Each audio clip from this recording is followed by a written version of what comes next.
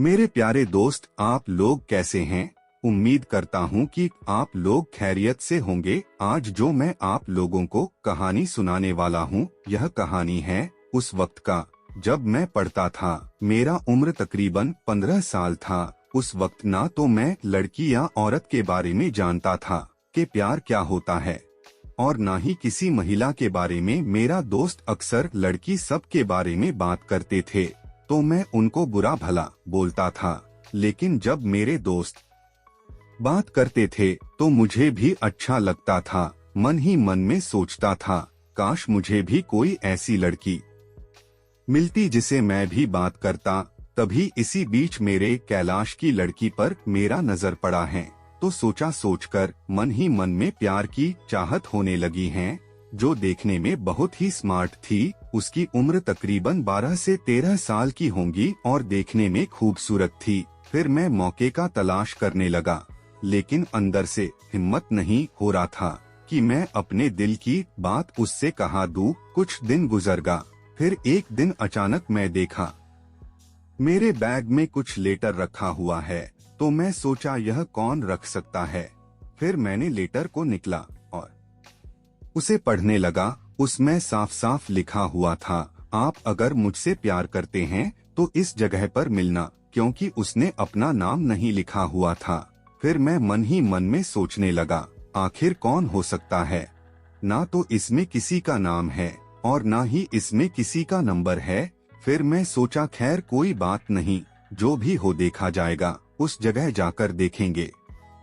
जिस जगहों पे उसने बुलाई थी, मैं पूरे दिन सोचता रहा कि आखिर कौन है। पढ़ने में भी मन नहीं लग रहा था। मेरा नजर सिर्फ और सिर्फ के ऊपर था। फिर जब मैं स्कूल की छुट्टी हुई तो मैं उसे जगह पर गया जहां पर उसने मिलने के लिए बुलाई थी। जब मैं उसे जगह पर गया तो देखकर हैरान रह गया। उसके बारे में भी कभी सोचा नहीं था। मुझे तो खुशी का ठिकाना ही नहीं था।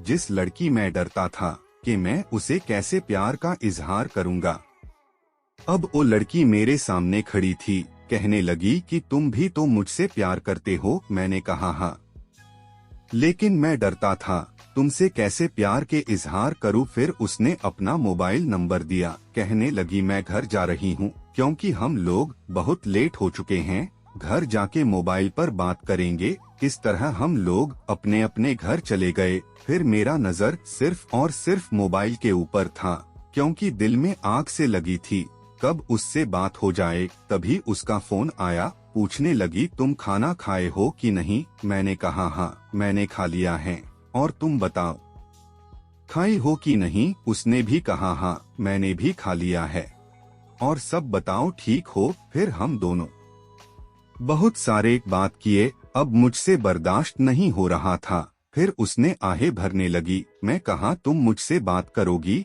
या मिलोगी। उसने कहा हाँ, किसी लड़की को मैंने फर्स्ट टाइम मिलने को कहा था। दोनों एक दूसरे से बात किए हैं। फिर थोड़े थोड़े प्यार की बातें किए। फिर हम दोनों बातें करते करते बहुत गर्म हो गए।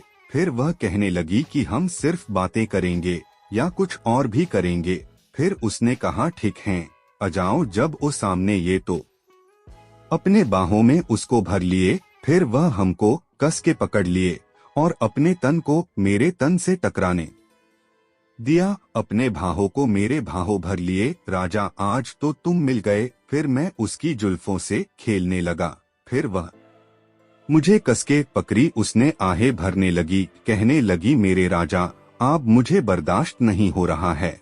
तुम मुझसे प्यार करो। आज मेरे सपना पूरा दो। आज सारी हदों को पार कर दो। फिर दोनों की धड़कन तेज हो गई और हम एक दूसरे को प्यार करने लगे। इस तरह हम दोनों एक दूसरे से बहुत प्यार किया और खूब मजे लिए। अब हम डेली मिलते हैं, एक दूसरे को प्यार करते हैं और खूब मजे लेते हैं। हमारा यह कहानी आपको कैसे लगा? ऐसे ही कहानी सुनना है तो हमारे चैनल को लाइक करें और सब्सक्राइब कर ले। अपना बहुत सारा ख्याल रखें। मिलते हैं किसी दूसरे कहानी के साथ। जय हिंद।